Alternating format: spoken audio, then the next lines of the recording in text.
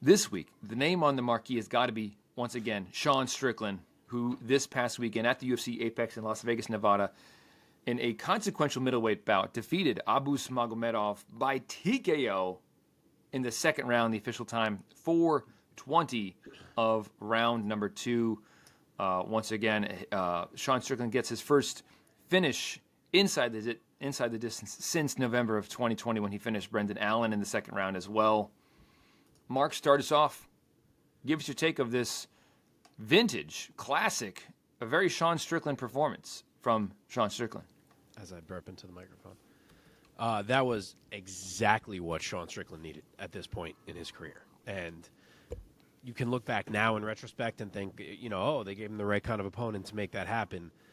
But a lot of people were on Magomedov going into that fight. I was.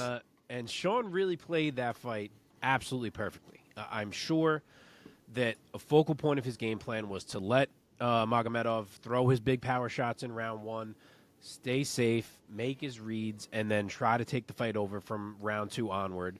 And I say that simply because we all kind of thought that would be the game plan going in because Abu starts hot. So I got to think his team saw the same thing, and that's what he went out there intending to do. And if that was the game plan, not only did he do a perfect job of that in round 1, just staying in his shell and moving and jabbing and letting Magomedov make his big, powerful movements, but holy hell, it wasn't just that Magomedov might slow down a bit as the fight got deeper and deeper. This man hit the stool at the end of round 1 and was like, well, guys, that was everything I had. Like, shame I couldn't get it done because it's over now. Like, it was it. He came out for round 2, and it was immediate backing up, huffing and puffing. You could see him start hopping up and down, trying to, find some juice in his legs. And it was over. You could tell really quickly in round 2 that it was over. And Sean Strickland was a shark that smelled blood, and he made sure he didn't let him off the hook, but he also made sure he didn't rush it.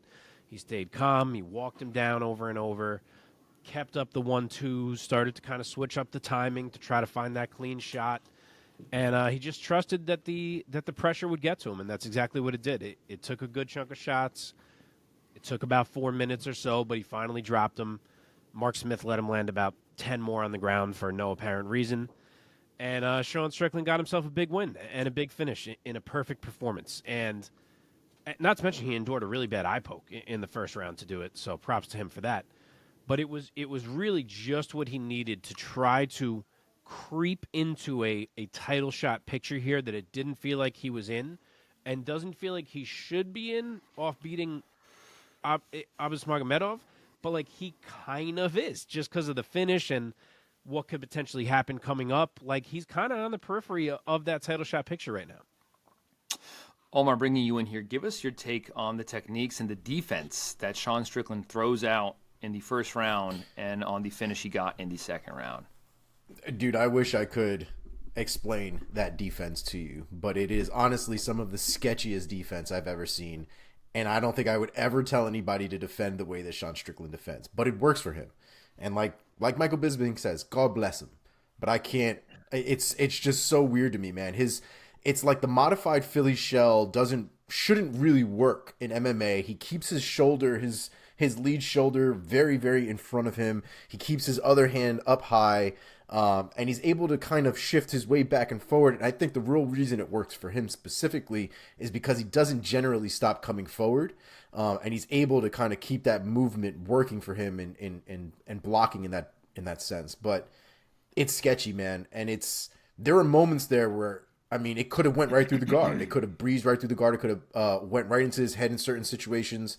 And I guess as a fan, it makes certain moments fun because you don't really know what's going to happen, I guess. But for me, it just seemed like there were risks involved with that type of defense. But I say that as somebody who would never implement that type of defense in my own game, but know fully well just from seeing Sean Strickland do it that he knows what the fuck he's doing. So I'm definitely not saying Sean Strickland should be doing something else.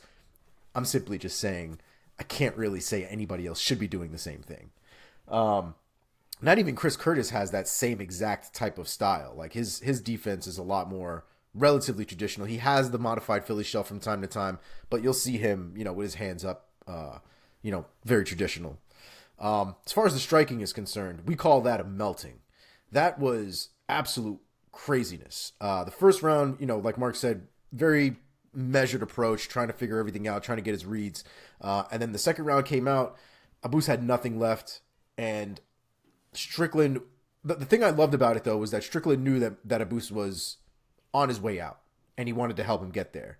And in those moments, it was one of those things where I've seen, I've seen an anime where there's a boxing anime from long ago, whatever, but there is a point between the protagonist and one of the the opponents, basically, where the opponent wanted to tenderize the protagonist. He wasn't ready to take him out yet. He just wanted to keep working him, keep working his body, keep working everything until he felt like his body was tenderized enough to get out of there. And I feel like that's the psycho-ass approach that Sean Strickland takes sometimes, because he was just working Abus left and right, never let him breathe. Abus maybe threw, a big pot shot here and there to try to, stay in the fight. But you could just see little by little. And my wife said it too while she was watching. She was like, he looked like he was drowning. That's exactly right. That is exactly right. And it was a beautiful performance from Sean Strickland. His finishing ability when he does have those guys in that position, I think, is fantastic. I do love the fact that he doesn't force it, right? And I think a lot of the times when he's winning decisions or when he's won decisions, they're fights that could have easily been finished in certain respects, but he doesn't force it, and he doesn't need to. The volume that he presents is an issue in and of itself. And guys like Abus and guys who throw big power and think that they can get him out of there in one round, and I think the Pereira fight is a big outlier. And I think a lot of people think that they can do what Pereira did to Strickland, and I think you're seeing that they're going to pay the price for it. Yeah, I was one of those people. I still had the memory of the Pereira fight in my head fresh, thinking about what a big, athletic, powerful guy can do to Sean Strickland, because he does have that low hands stance that doesn't seem like it's that defensively responsible. But then again, like watching him, Sean Strickland has such an interesting style and a kind of somewhat unique style that he brings into the cage, because he has this stalking style where he's constantly walking towards you, like with his hands down around his midsection. But he also is such a defensive fighter. So he's a pressure fighter, and he's this like modified Philly shell guy. And it has gotten him very far. It's like credit where credit's due, man. Yep. He's a middleweight who has come up from 170. So he's not the biggest middleweight. He doesn't have the biggest power for the division, not by a long shot. Like Sean Strickland is not even in the, I don't even know if I would put him in like the top 5 or top 10 of like power hitters at 185 pounds. Yeah, certainly not. But the style that he employs is like his secret sauce, man. And he should just keep riding as long as he can. I was disappointed in Magomedov. I took him. I thought Magomedov is going to have great size on him, have more power, more athleticism, more explosiveness. And I envision him doing a similar thing that Pereira did. It turns out that Pereira is also very accurate. I thought Abus seemed a little wild in the first round. And I was like, I hope he doesn't gas himself out. And that's exactly what happened. Yeah, you sort of just touched on this, but what makes Sean Strickland so effective and able to crumble guys at times is that for guys not named Pereira, it's very hard to fight him, because not only is he stalking you, but it's so hard to hit him clean. Yeah. Like other guys who stalk, it's like, all right, I got to stand my ground here. I got to find a counter. I got to hit him with a good one, and he's going to kind of calm down, and he's going to stop walking me down because he's going to feel my power, and the fight's going to reset. But Sean Strickland never stops walking you down, and it's super hard to hit him cleanly. So it's hard to get to that point that makes Sean ever be like, all right, let me reset here so I don't get caught like that again, because he doesn't really get caught like that. Sorry for my kids up there screaming. Can you guys hear it? It's coming through? A little bit. Yeah. Okay. All right. Well, let's take a look at these middleweight rankings, and let's talk about where Sean Strickland could go from here. Mark, if you were the UFC matchmaker, what would you do with Strickland next? I think it's really interesting, depending on what happens this weekend. We are going to talk about in a bit this fight between Robert Whittaker and Dricus du Plessis. We've said before on this show how surprised we were that we made this fight, and they did say whoever wins the fight is going to fight Izzy. Simply because, obviously, if Dricus wins it, of course, you go ahead and you book Dricus and Izzy. But if Whittaker wins it, we're like, man, really? We're going to go back to the third fight between them already? It's just not something I expected. And I still don't know if I'm 100% convinced they're going to do that. If Whittaker wins this fight, if they're going to say, yeah, we're going to stick to what we said here. We're doing Izzy and Whittaker. I don't know if I'm 100% convinced. And if they don't do that, I could see Sean Strickland sneak into a title shot off of a win over Abus Magomedov. Wow. Just, like, obviously, Cannonier's ahead of him, but Cannonier already fought Izzy. You know, Costa's not at a title shot quite yet. Vettori just lost. I think that's it in terms of guys that are ahead of him. So it's like, if they want to get a fresh opponent for Izzy and Dricus does not come through on Saturday, I could see them be like, you know what, fuck it. We're going to go Sean Strickland here. So I'm not ruling that out. If it doesn't happen, and the winner of Whittaker and Dricus, whoever it may be, is certainly going to fight Izzy, then things open up a bit more. They could do Paulo Costa if he won. I wouldn't even hate going right back to Cannonier. I know they just fought, but it was really close. Everyone debated the decision. And if they were like, you know what, this is for the next title shot, Cannonier and Strickland, you're going to go for it again, winner gets the next one, I wouldn't hate it. Cannonier versus Strickland. Oh, you mean them running back? I thought you meant for a second. Yeah, okay. It would be very interesting to see Sean Strickland finally get to match up with Adesanya with the style that he presents. It'd be more interesting, I think, to think about him reacting to Adesanya's style, because Adesanya is also a very patient and not an aggressive guy, like an Abus. And man, give it to him, because Sean Strickland, let's face it, he's a star, and he has budded into one of the bright spots, one of the bright personalities of the sport in the UFC. You just kind of you watch the guy, not just the way he fights, but also whenever he's on the mic, you're kind of like, what's this asshole gonna say? Oh yeah. He has the freest of free passes too. He says shit that if anyone else said it, it'd be everywhere. And I don't think you. What Sean Strickland said this time. I know, But I don't think you can cancel him because he doesn't fucking do anything. It's not like he's got businesses. He's got no sponsorships. Like he's got nothing to lose. Yeah. What did he say about like women need to get back in the kitchen? I ain't touching nothing of what that fucking kid says. And it's like I laugh because it's kind of like it's just ridiculous. His delivery isn't great though. Like, I feel like what he was going for there was trying to be like, we need to like emphasize the nuclear family and try to have more time with parents with kids. Like, that's what he circled to by the time he was done talking. But the way he started it was, we need to kick women out of the workforce. It's like he doesn't think about it, how shit he says comes across. And I like, for the most part, I have been somewhat vocal on this show. I have never been exactly a Sean Strickland guy. I'm like, is this guy kind of such an asshole? But then there's always like, whenever he's on the mic, I'm like, there's something about him that's a little bit redeeming to me. Yeah, he's a lovable idiot.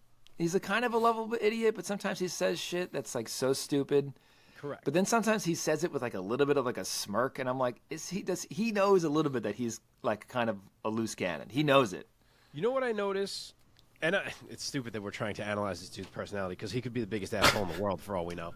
But I noticed that everyone close to him loves him. So seeing that makes me think like he must be a decent dude, despite the crazy running of mouth. Yeah, see, my thing is he's probably the guy that would be there for you if you needed him, but he would just never stop saying dumb shit. And like, I can appreciate that, but like, I don't need that. I personally don't need that. I'm good. I'm all right. Let's bring it back on track here. Omar, any other thoughts about Sean Strickland, where he could go off of this win over Abus Magomedov? Yeah, man, it's hard to not want to see him against Adesanya just for the sake of parity, right? You want to see something different. You want to see. I love Whittaker, but like, they fought last year. Like, it hasn't even been that long since they last fought, and as much as it's difficult to deny Whittaker title shots because of how much he wins, it's also not a fight that I think is that interesting compared to somebody else who we've never seen fight Izzy before. Somebody who seemingly keeps winning, or at least runs into, fights that we believe that he won, even though he may not have. So I'm pretty interested in it. I don't think he's going to get that shot right away, though. if he does, I'm here for it. You know what I mean? If it's one of these like Robert Whittaker and Dricus get into a fight and Robert wins, but Robert's hand is broken or some shit, and he's out for like 8 months or something. You know what I mean? I could see Strickland slipping in right in there as well. Injury prone. I don't want to say injury prone, but he picks up some injuries, Whittaker. No, he's injury prone. He beats the shit out of people, and he breaks himself in the middle of doing it as well. That's true. Yeah, that's true. So that's definitely a possibility. The other side of the coin, though, is if that doesn't work out, I would love to see him against Vettori. I think that'd be a real interesting fight. Very interesting fight. Absolutely. Man, middleweight's so good right now. They're kind of boys now, though. Oh, are they? Oh, Sean Strickland will fight his mother. I don't. 100%. This is true. This is true. But yeah, Vettori has been actually training at times with Strickland, and really, I didn't know has been splitting time between, not even splitting. He's kind of like sampling training with Strickland, and primarily trains with Dewey Cooper.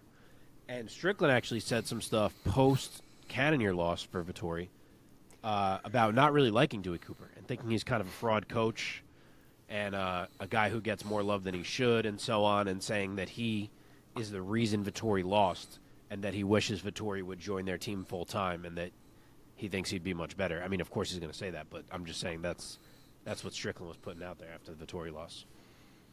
Interesting. I did not hear that. Yeah. Let's talk about, really quick, Sean Strickland's opponent from this past weekend, Ismagulov. He is now 1-1 in the UFC. Omar, where do you think he could go from here at middleweight? Who could be a nice opponent to match him up with? I would gotta know where Mark's got him placed at this point, because Abus is a very interesting point right now, because he just came in. He's got a pass before.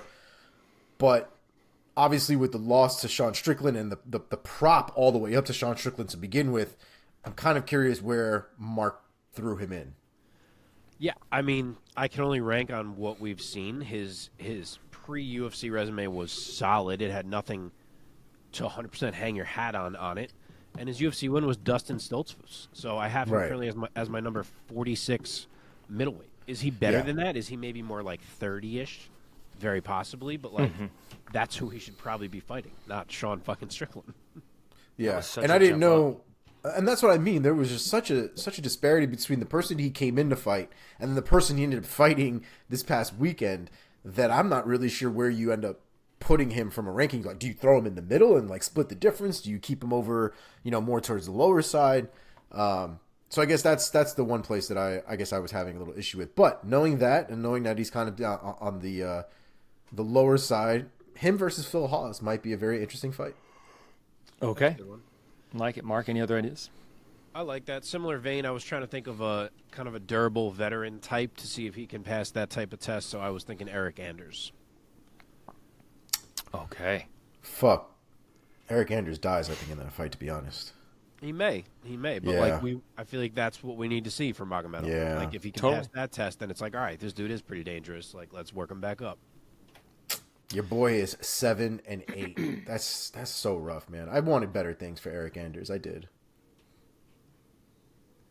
Dude, 500 in the UFC through 15 fights ain't too bad. It's not too bad, if I'm being honest. Yeah. All right, let us now move on to the co-main event of UFC Fight Night. In the lightweight division, Grant Dawson got the win over Damir Ismagulov. The scorecards read 30-27, 30-27, and a 30-26, all in favor for Dawson. Omar, start us off. Give us your take on this fantastic performance over a very, very talented and impressive opponent in Ismagulov. So I feel like when we talked about this this fight last week, and I beautifully picked Grant Dawson, I feel like, to win. I feel like that was a beautiful one on my part. I didn't see this coming, dog. I didn't see this coming. I didn't. I didn't. You picked him. No, I picked him to win. Like this. I did not pick them to win like this. I assumed Grant Dawson would find an opportunity. I assumed, Grant Dawson would be able maybe to find a choke or a position that would work for him or something like that. Some fuck up somewhere that he could take advantage of. He beat the holy shit out of this kid. I mean, this was a beautiful Grant Dawson performance. Let me hang on here. I had to write some things down here. The back escape that Ismagulov tried to get into, and Grant Dawson continuously tried to ride, or continuously did ride, moved with him, continuously never let him off the hook. It was basically like wet paper towel on him for most of that time. I couldn't be happier with the way that Grant Dawson won that fight, and I think the reason why is because he exceeded my expectations in the fact that he didn't just look for an opportunity. He made the opportunities. He forced that fight. He made that fight what he wanted it to be, and I really think we just saw a real level up in Grant Dawson. Totally. Mark, getting you in here. Yeah, I mean, I feel the same way. You got to feel the same way. This thing started, and Damir immediately stuffed a really good-looking takedown attempt from Grant Dawson. And I was like, yep, here we go. Like, this is going to be a long night for Grant. And then a minute later, he's got a takedown. A minute after that, he's got the back. And we've said it before about Grant Dawson, certainly, but he is an elite-level back taker. And his back control is just as high level. Like, when he is on your back, you're not really changing that position. And Ismagulov learned that in this fight for sure. But I just couldn't believe how he kept getting to that spot every round. And for him to do that against a guy who Arman could barely hold down for like a few Mississippis before he sprung back up to his feet is a monster statement from Grant Dawson. Like, if you remember, yes, Arman beat Ismagulov, but a huge portion of that fight was Ismagulov propping up on his arms, and his ass wasn't on the ground, and Arman trying to change position to actually get him on the ground, and Ismagulov would hip out again, and like he couldn't even get him truly on the mat. And Grant Dawson had his back for fucking almost 15 whole minutes. He dominated him all fight. And in round 2, there was, kind of an extended striking exchange to start that round, and Ismagulov was touching Dawson, and it was like, oh man, like, could this start to swing here? But Dawson adjusted right away. He dragged it back down, and he got right back to the back. And the third round back take might have been the nastiest one of all of them. I mean, he lifted them. The second they hit the mat, the hooks were already in. It was the dude has drilled back takes about 1 billion times in his life, and you could tell it. He is good. I've been a fan of him. I think I've picked him every fight up until this one. But, man, same boat as Omar. I did not see him being able to do the things he did against Ismagulov in this fight. That was a huge breakthrough performance for Grant Dawson. That's awesome for him, man. I'm happy for him. I did not pick him. I went with Ismagulov. I just think his resume and his skill set is just so impressive. But Grant Dawson, man, he just made the fight his fight the whole time. Very impressive stuff. Omar, looking at the light. Yeah. Sorry, Mark, did you give him a 10-8 round in the first round? No, but I wasn't really. I was watching it live. I haven't rewatched it to score it, but live I don't remember thinking it was a 10-8. Did you? One judge gave it a 10-8. I didn't. Yeah. And I was just looking on MMA decisions, and they did have a good amount of people saying that it was a 10-8. 71.4% people said it was a 10-8 round. So maybe I do need to go back and watch it again. I didn't see it as so much of a. I saw it more of as like a positional mauling, right? Like definitely threw damage and had damage in there for sure. But I don't know. Maybe 10-8. I guess if we're giving 10-7s to people who were almost dead, I guess 10-8 probably wasn't too far from the truth. Yeah, could be. I haven't rewatched. Yeah. Very well could be.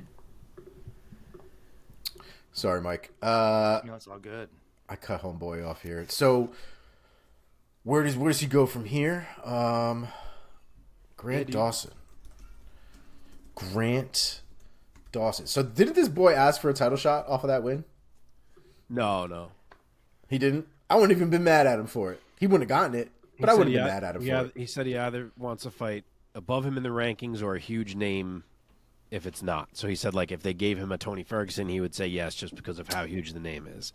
That makes sense. That makes sense. I mean, what's Dan Hooker doing right now? Dan Hooker might be a good one to throw him in there with. We're about to preview Dan Hooker in 30 minutes here. Well, then the winner then. Jalen Turner. The winner of Dan Hooker and Jalen Turner. There it is. There you go. That works. Mark, any other ideas? Yeah, I mean, he's there now. I actually haven't looked. Are the UFC rankings out this morning? I'm curious how high they put him. Because I put him at 8, and I'm wondering.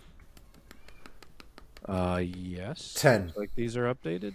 10. 10. Okay, but they still have Dos Anjos in lightweight, which is retarded because he moved up to welterweight multiple fights ago. So really, they have Dawson at 9. Who do they have ahead that I don't? Oh, I have him one ahead of Gamrot. They have Gamrot ahead of him. Fair enough.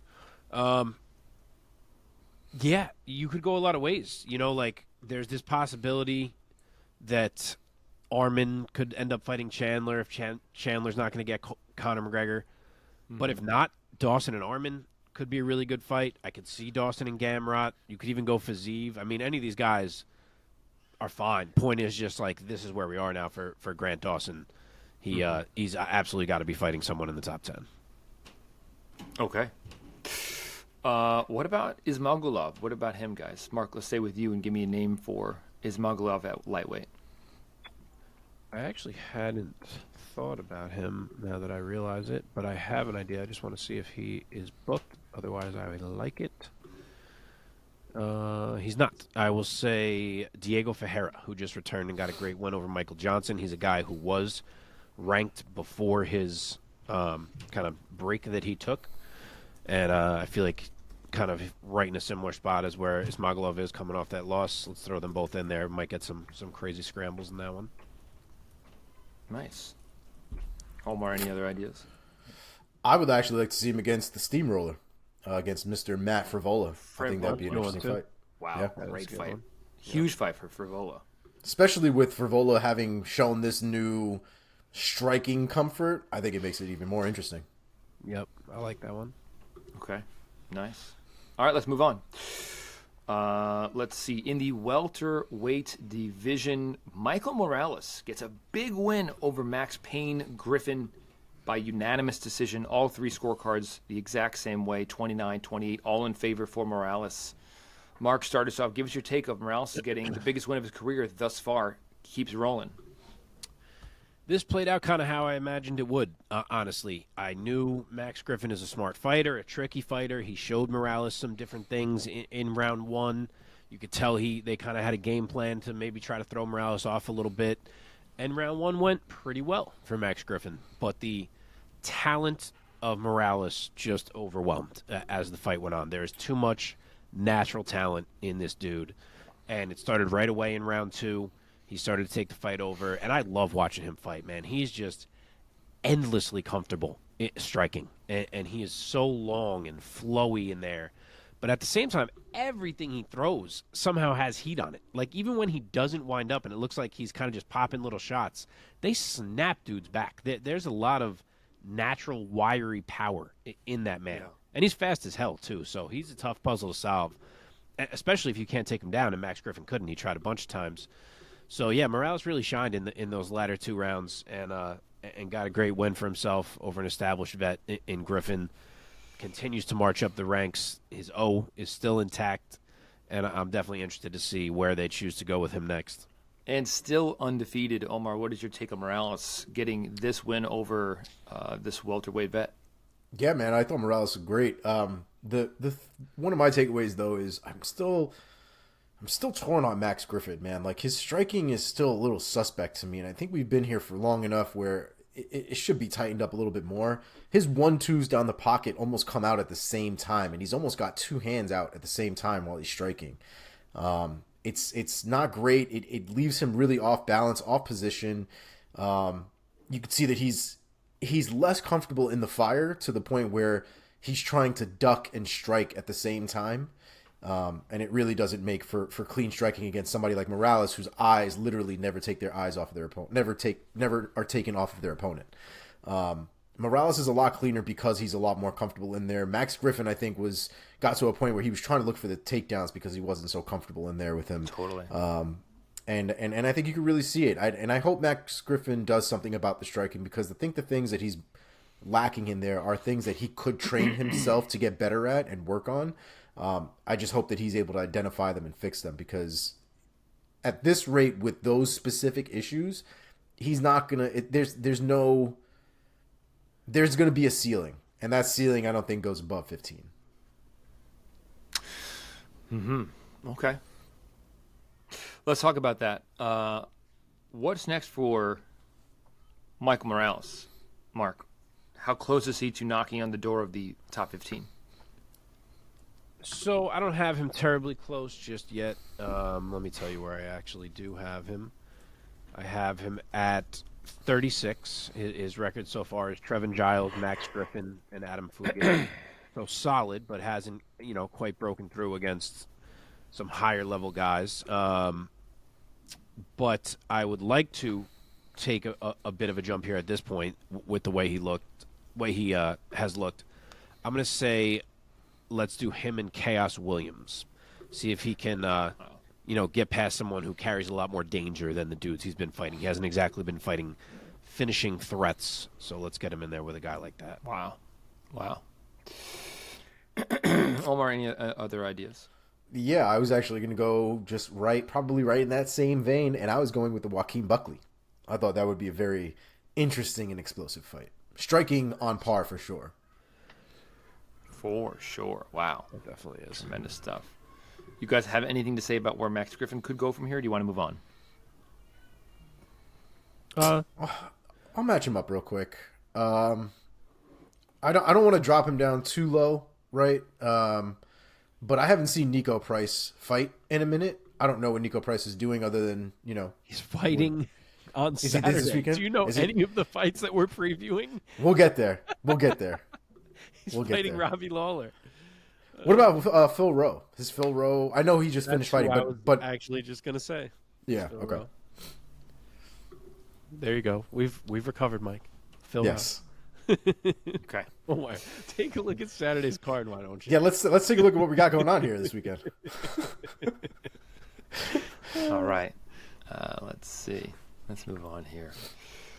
In the women's flyweight division from this past weekend's fight night card, Ariane Lipski defeated Melissa Gatto by split decision. Scorecards read 30-27 and 29-28, both in favor for Lipski. Gatto earning her own 29-28 on one of the judges' scorecards. Omar, start us off. Give us your take. Who did you have winning this fight on your scorecard? I feel like when I watched this fight, I had Lipski winning this fight. I thought she had a little bit more volume. I thought she had a little bit more of the forward pressure. It was a close fight. I don't think this was a robbery by any stretch of the imagination. I don't think either girl did anything overly significant to be like, I won this fucking fight. But it was a scrap. It was back and forth. I had Lipski winning the first round and the third round, if I remember. Oh, no, the second round and the third round, excuse me. And I had Gatto winning the first round. I think that's how a lot of people had it. Let me just check MMA decisions real quick. Looks like people had Lipski winning 29-28, 36.8% of folks, plus the 14 for a 30-27 win as well. So it does look like most people had Lipski winning, but by a slight majority. Like I said, it was a close fight. Mark? Yeah, I don't know. I'm not seeing it. I don't understand anything that's happening here. I feel like the scoring of this fight was in the twilight zone for me. But obviously there's a lot of people who do feel like Lipski won. 2 judges thought she won. 6 out of 10 experts on MMA decisions last I looked had it for Lipski. 50% of the public had it for Lipski, so split right down the middle. I don't understand which of the first 2 rounds of this fight she won. Like, walking forward while connecting on nothing does not win you a round. I get it that she was walking forward, but Melissa Gatto, I thought, did a fantastic job of being all the way in or all the way out, which is exactly how I thought she needed to fight this fight. Round 1 was all the way out. She picked Lipski apart at range. Lipski landed next to nothing. And then round 2, Gatto was all the way in. I admit that round was a bit closer, but Gatto was working in the clinch. She was landing knees and small shots. And again, I didn't feel like Lipski did anything. And I picked Lipski. I wanted to be like, okay, she's pulling it out here. I didn't, through 10 minutes, I just didn't see her really do anything. So I don't get which of those rounds goes to Lipski personally, but she did win round 3. But I don't like the decision here. Okay. Moving right along, let's just talk about Ariane Lipski now. Mark, match her up next at women's flyweight. She should fight Melissa Gatto. I mean, I meant to. Yeah. Yeah. I'm definitely unprepared coming into this. I did not do my normal matchups ahead of time, so my fault on that. Let's see. I will say that. Oh, you know what I'll say? Could be a bounce back spot for a Miranda Maverick who looked somewhat bad in her last fight, and a chance for Lipski to kind of launch upward if she's able to beat Miranda Maverick. So I will go there. Okay. Omar, any other ideas before we go on to Saint-Denis? No, that was quite literally the same pick that I had. Cool. All right. It sounds like World War III is going on up in my living room right now. A couple of toddlers here. Okay, in the lightweight division, once again, Benoit Saint-Denis stops the hype train of Ismael Bonfim by finishing him in the first round by submission via rear naked choke. The official time, 4:48 of round number 1. Mark, start us off. Give us your take of Saint-Denis getting this huge win over this very, very hot prospect, Bonfim. Yeah. Ismael Bonfim coming out and doing 0 to adjust to about 7 or 8 consecutive huge left body kicks that turned his ribs purple was not on my bingo card for how he would approach that fight. Yeah, he was like, yeah, I love it. Do more of it. Yeah. So I just feel like that's not the ideal way to start a fight, letting yourself get kind of tenderized and broken down like that, almost willingly, it seemed. So that threw me off. He did bounce back. He fought up from a takedown. He did some damage on the feet, certainly as the round went on. But Benoit Saint-Denis is a fantastic grappler, man, and we are learning that. The way that he uses his weight and little leverage moments to change the situation on the mat, he's really good. And once he got Bonfim down again, he worked his way to the back. He worked his way to a choke, all methodically, all step by step. And you know, as I said, I'm a fan of his game. We have seen these signs of his grappling, and if he had been in a different matchup in this step up, I might have rolled with him. I just thought Bonfim was that good.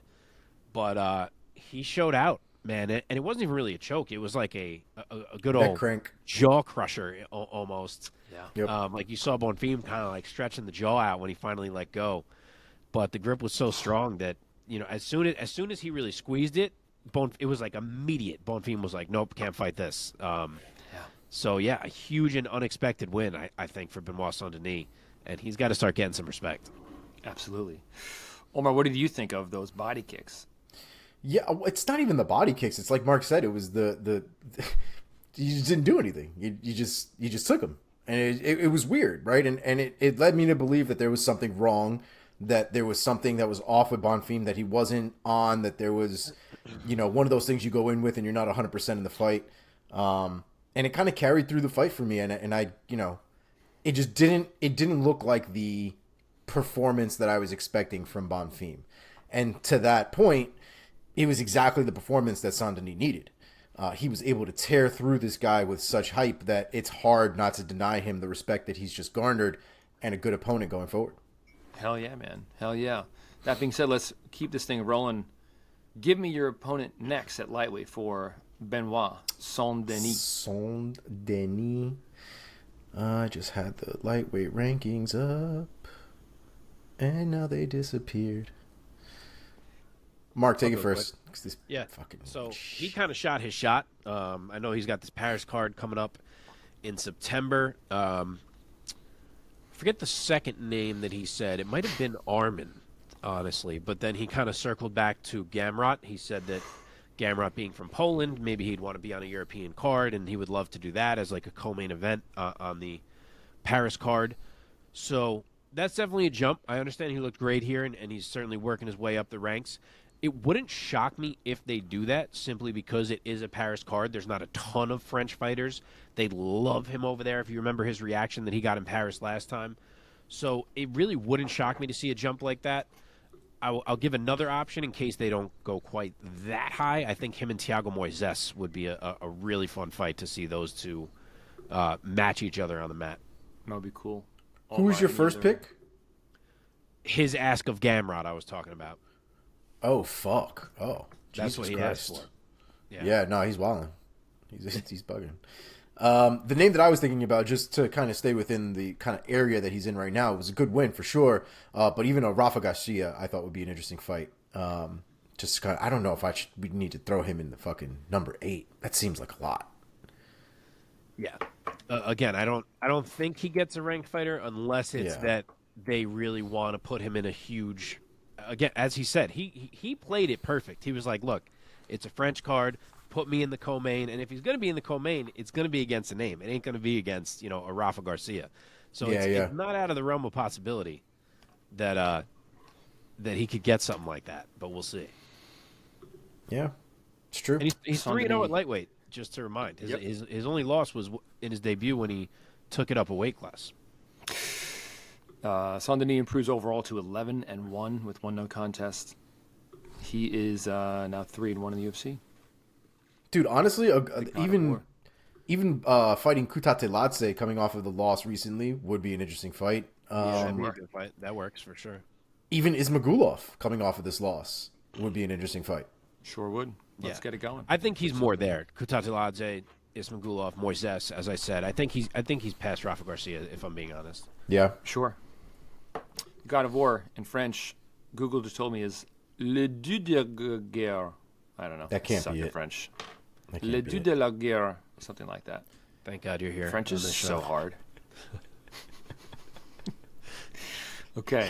One more fight to recap, and then we'll jump into the lightning round to finish out this fight night. In the middleweight division, Nursultan Ruziboev in his UFC debut. Wrong one. Rinat. Oh, we're not doing that? Oh, we're doing Rinat. Rinat. Okay. The featured bout on the prelims in the welterweight division. Rinat Fakhretdinov finishes Kevin Lee in the first round under a minute by submission via guillotine choke. The official time, 55 seconds of the very first round. Omar, start us out. Give us your take on Fakhretdinov destruction of Kevin Lee. First of all, you can't be Kevin Lee talking all this shit and then get wiped like that. That's madness. And this is kind of what I was talking about with me not having any real confidence in Kevin Lee. The recent performances and the recent resume of sorts is not really something that I'm going to be like, oh, yeah, I totally see him winning this fight. In fact, it was exactly the way I didn't think it would go exactly the way it went down, but I did think he would kind of get his ass beat a little bit. And it didn't really take Rinat a long time to do it. It didn't take Rinat a lot of effort to do it. He threw a 1-2 down the pipe, cracked Kevin Lee right in his face, dropped Kevin Lee, got on the guillotine, and just did work. Literally probably the worst night for Kevin Lee. I can't imagine that have been any worse than that. Maybe getting knocked out, but that, he kind of a little bit, got the flash knocked down at least. I feel bad for him to a certain extent, but again, he's got a little bit too much bravado and not enough humility for the certain circumstance that he was in. And I'm a guy who enjoys confidence, and I like seeing guys be confident, but he was talking a little too much. And for him to get laid out like this, I mean, the internet is a savage. They were going around putting up fake Kevin Lee released from the UFC posts everywhere. I mean, dude, there was one that had there's the UFC roster watch, who's telling us consistently, who's getting on the roster, who's leaving the roster. People were making fake posts of that format showing Kevin Lee having been removed. It's wild. That's wild. It is a little mean. I saw an actual article about will he get another shot in the UFC, and I'm like, fuck, I hope. He just re-signed. It's one fight, and you gave him fucking a monster. I sure hope there's another fight at least on the horizon here. Yeah, I know. I agree. But with all that said, Kevin Lee did not look good. He did not on the feet, not on the mat, not really anywhere. I hope he can show more in his next fight, but he got really overwhelmed here. But let's talk about Rinat. This dude doesn't seem to be getting talked about the way that he should. We're through 3 fights now, and I don't know if he's lost 1 minute of a fight. I believe his first one was 30-26. Brian Battle was I think at least 30-26. I feel like he killed Brian Battle. Yeah, that was and then this one. It's kind of Chimaev-esque at this point without the buzz. So I don't know why that is. And I do think Kevin Lee regardless of kind of where he is at this point in his career, I do think he is still a bit of a springboard forward. So I kind of think we might see a bigger deal matchup for Rinat in his next one, but he should be, approaching the mix now. I'd like to see him against someone pretty high level because it's been 3 fights with sheer dominance. Fakhretdinov, he is from Moscow, Russia. He lost only his second professional fight. So then his record was 1-1, which means that he has now rattled off his 20th consecutive win as a professional mixed martial artist. He is undefeated in the UFC thus far, like you said, 3-0. Just tremendous stuff, man. He's a very, very tough welterweight, and he's going to be a handful for many more opponents to come. Omar, who do you think should be the next one for Fakhretdinov? Man, I was actually thinking about Kevin Lee. Poor Kevin Lee. Trying to save this man's life somewhere.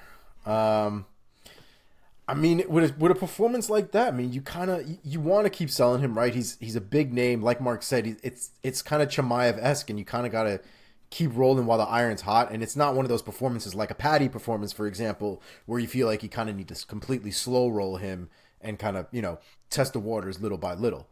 With that being said, man, if we're gonna go up somewhere, I mean, I know Robbie Lawler is fighting this weekend. Maybe we do the loser of Lawler and Priest. Oh, that's nice. Jesus I like Christ. that. Nico Price, not Priest. Priest. I don't know what happened there, man. That's okay. Mark, any other ideas for Fakhretdinov? And then we'll talk about Kevin Lee. I think this man should be close to fighting ranked fighters at this point. I'm gonna say Gunnar Nelson, who is a dude who is probably just outside the rankings. Wow. As kind of like a final pre-rankings test for Rinat. Fakhretdinov was such a tough test for Kevin Lee to come back to the UFC after getting cut. I mean, just to quickly recap Kevin Lee's recent history. He became a lightweight contender, and then Tony Ferguson took his lunch money and also took his mojo, finished him with the triangle choke. Then he gets a TKO doctor stoppage over Barboza. Then he gets completely outboxed by Al Iaquinta. He gets triangled by RDA. Then he has that gorgeous head kick victory over Gregor Gillespie, and everyone is like, he's back. He is a star. Then he gets guillotined by Oliveira. He gets UD'd by D-Rod. So just like a lot of red on his record, man. A lot of red. Gets cut by the UFC. Then he decisions Diego Sanchez in Khabib's promotion over in Russia, in Eagle FC. And then he re-signs with the UFC, and they match him up with Fakhretdinov. The guy's undefeated in 20 fights. Has so much more size over him. I do not like Kevin Lee fighting at welterweight. I will say. I think I've said that before. I'll say it again. He's listed at 5'9" on SureDog.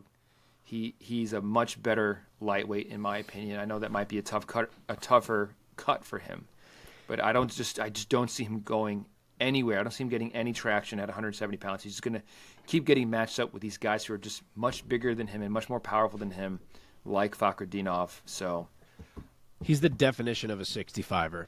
If you remember back when there was that buzz about making a 165 and a 175, it would be so much better for him because, welterweight is just, it's not it. I mean, if he's fighting, a true striker at welterweight, it could still go his way because his wrestling is that good. But dudes who can wrestle at 170 are just big enough to not let Kevin Lee impose his will. And he needs that back at 55, but unfortunately it's a really tough cut for him.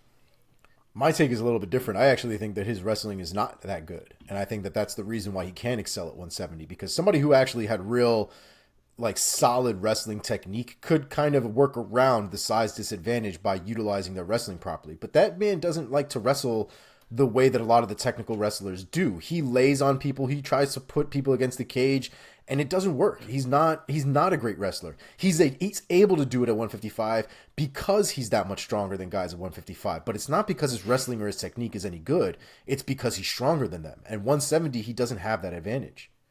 Yeah, I don't disagree with that. He's more of a strength and length wrestler. Yeah. Than a technique wrestler. Yeah. Yeah. That being said, any ideas of who Kevin Lee could be matched up with next at 170 pounds? So I want to see the loser of Trevin Giles and Bonfim, Gabriel Bonfim, fight Kevin Lee. That fight's going down on the I believe the McGregor-Poirier card. Or I'm sorry, not the McGregor-Poirier card. There's no fucking McGregor-Poirier card. My bad. Are you having a stroke? Gaethje Poirier. I'll say Tim Means. I like that. All right, gentlemen, let us now throw the remainder of these fights from this past weekend's fight night into our lightning round. Starting us off with what was the opening bout on the main card of this fight night. In the middleweight division, debuting Nursultan Ruziboev, I believe from Uzbekistan, defeated Bruno Ferreira by knockout in the very first round. Omar, start us off. That was a wild little sequence of events. I mean, there's not really much to it. Not a lot happened in this fight. Ferreira ends up throwing a naked leg kick, no setup behind it. And he had already thrown a few leg kicks, I think, at that point already. So he had kind of already left that read out there. And Ruziboev caught it, threw his right hand behind it, and dropped Ferreira like a bag of shit and just followed up. And that was all she wrote. Mark. Yeah, sometimes length is everything, and it was here. You know, for Hera threw a distance weapon in the leg kick, but he's so much smaller that he had to get in fairly close to do it. And you know, in other matchups, he wouldn't be in as much danger throwing that leg kick. But here he was, and Ruziboev caught it and delivered a big, long, straight right that landed flush, and that was all she wrote. So, yeah, really nice debut victory for him who, as he said in the post-fight, long road for him to get here. Dude has a lot of fights, so to get a UFC debut victory has got to be pretty awesome for him. You could see the emotion on his face. The emotion on his face was great to watch. Yeah, man. Also getting a first-round finish in the featherweight division, Joanderson Brito knocks out the late replacement debuting Weston Wilson. Omar, start us off. Few takeaways from this fight. Weston Wilson needs to stop shitting on himself. He wasn't great, but like you shouldn't sell yourself as the Walmart Stephen Wonderboy Thompson. Like you just shouldn't, especially if you're gonna have a performance like that. That's not great. I didn't hear that. Oh, he said that in an interview, and it was funny. And then he had that performance, and I was like, "That's a little too spot on. Probably shouldn't do that." Joanderson Brito we should never interview that man after the fights are over. That dude's a wild man. But the performance itself, I thought was beautiful, man. Brito is a beast, and he came forward with, you know, Wilson tried to use his length and his kind of Walmart karate style to try to keep Brito away from. Listen, I'm just repeating what was said. Repeating what was said. He said it about himself.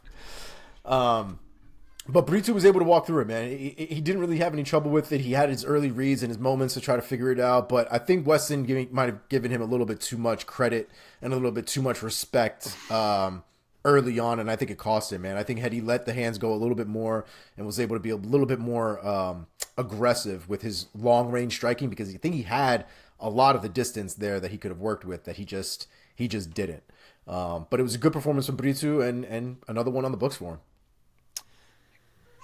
My takeaway is that dudes need to stop going for knee bars at this point, or like go for them for 5 seconds. You know, 5 seconds. See if you can tighten it up.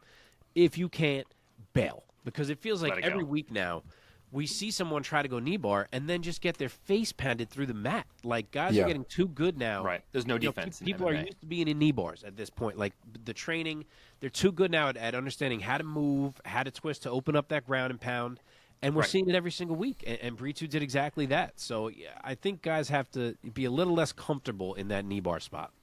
People need to be a little bit less comfortable just being on the ground as well. Like, you're not winning on the ground like that. Just because you're wrapped up like a fucking anaconda around his leg doesn't mean you're winning the fight. Like, you're not really doing much. And so you're just taking damage at this point.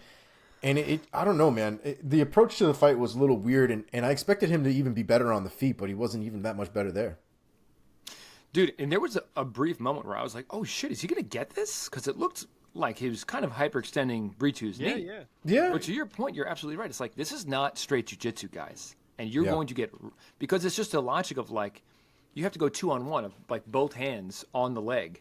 And if the guy has an understanding of like, of where he's safe and how, if you're not going to get it, then like, that's exactly what happened. And whoever the ref was it, who was the ref? Was it Herb? I don't remember, think to be so. honest. I'm blanking. Can't remember. Whoever the ref was yelled at Britu a couple times to not grab the cage, to not sink his fingers into the cage. And at one point, he like smacked his arm. I was like, damn, Britu's got to fight the ref as well. It wasn't Herb, I don't think. It was maybe Tyone. Yeah, I think it was Tyone. And then Britu was like, all right, I won't grab the cage. I'll just turn around. I'll just turn around and rock him in the face and get the finish. But it's another one of these things that is like the progression of MMA. Like a knee bar is a scary thing to be in. Yeah. And in the past, when we saw dudes in knee bar position, they would either be like frozen, trying not to move and accidentally open it up, or they would be only thinking about escaping. But it's another one of these things where as time goes on, the more times guys are in knee bar positions in training, the more they get used to it, the more calm they are, the more they learn how to adjust and not panic in that position. And you're seeing it, and we've seen it with a million other spots in MMA and how things progress. And you're seeing it now. It's that dudes are not as fearful of being in a knee bar position. They feel like they're okay and that they can do damage from that position. And now the knee barrers need to adjust themselves. Yep. Okay, moving on. In the women's featherweight division, Carol Hossa defeated Yana Santos by split decision. Mark, give us your take.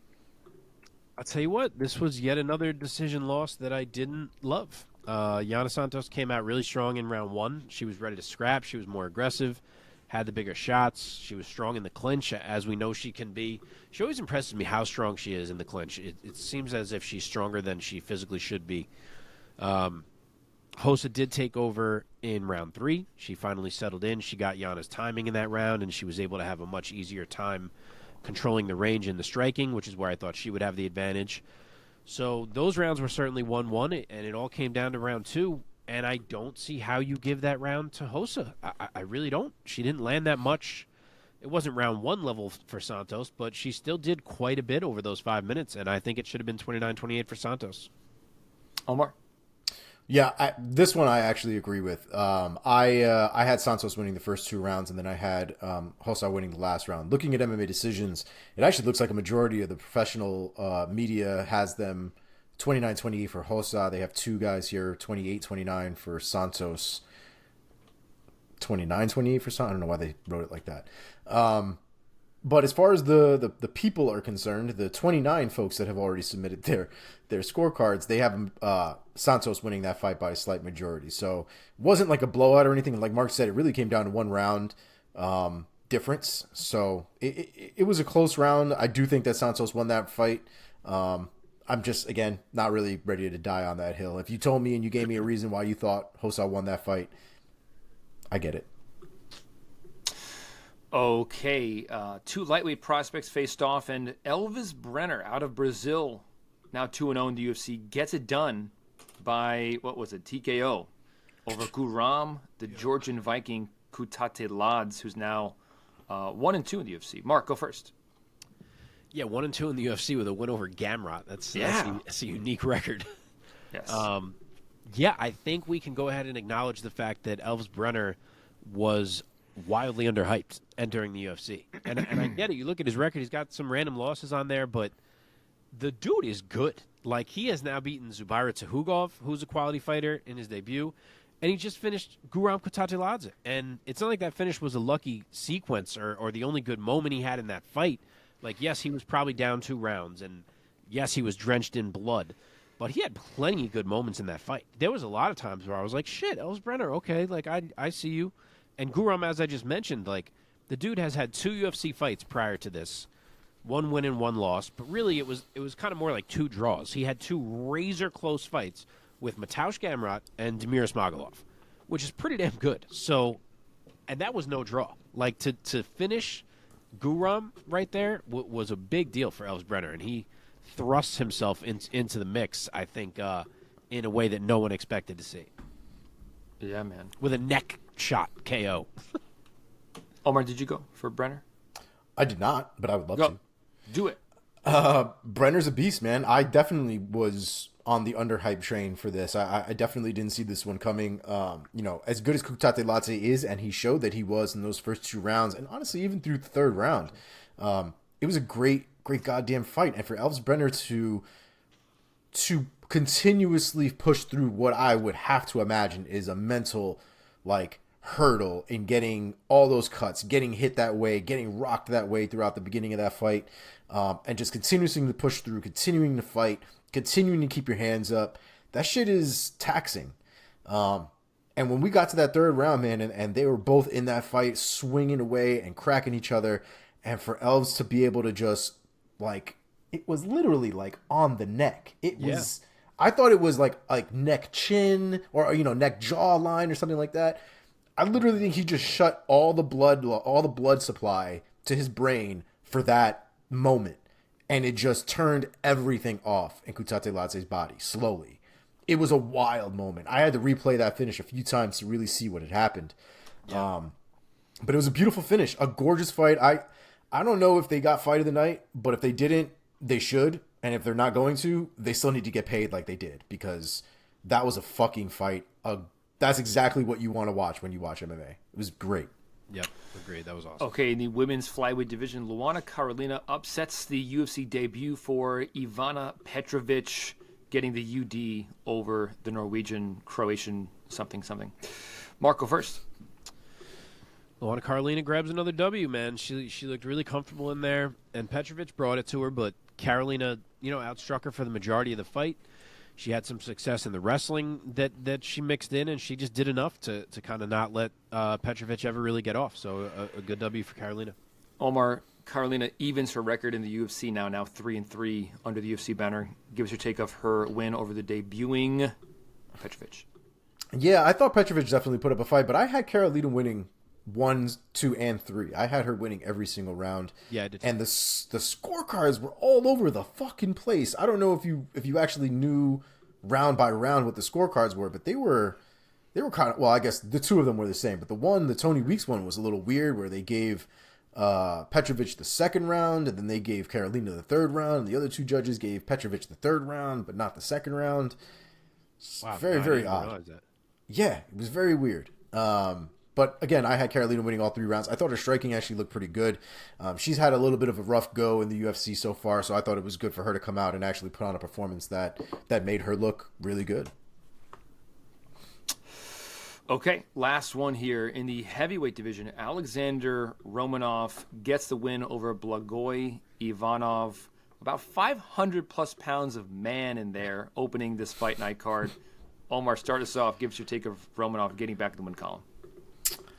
It was a good win from Romanov. I'm curious to hear Mark's take on it, but I wasn't super impressed, if we're being honest. Romanov, I think, did just enough to win against Blagoy. He was definitely throwing some hands. He definitely had heat on his hands. But there was just, I don't know. There was something that was left wanting. Something that I feel like either one of them probably could have pushed something a little bit further, just to make that fight a little bit extra. But Romanov was content in kind of cruising through that fight and just kind of playing it safe, throwing the hands when he had to. But technique-wise, man, those guys are kind of all over the place. They're a little sloppy. They don't really have a lot of great balance underneath them. Not my favorite fight. These gigantic man-beast heavyweight fights are rarely my cup of tea personally, unless we start getting to the tippy top of the division. But it was a good win for Romanov. I'm not going to take anything away from him. Mark, send us home. Yeah, I fully get that take. I do think he looked pretty good, all things considered, in comparison to what we have seen the last one, very recently. Sure. Held up, which was a nice surprise. Yeah, it wasn't quite as aggressively dominant as the early run-up was for Alexander Romanov, but he did show off the hands a little bit. He got his takedowns. When he was on top, he still looked like a frightening dude. Obviously, there's some weight loss that needs to happen. He acknowledged that. I don't know if you guys heard him. He said that he didn't want to share it, but he said some really bad things happened in his life, which is what prompted this getting out of shape and stuff. And he said he wasn't going to share what it was, and that he understood the weight he was at and whatever. So we'll see if the weight starts to come off now that he seems to kind of have things back in order. But he was certainly better cardio-wise, at least. And he gets a much-needed win over, an established guy in Ivanov, and I think it kind of levels the ship for Romanov, where it's like, you know what, maybe he still is going to get it together and be a future contender here. So he did what he needed to do.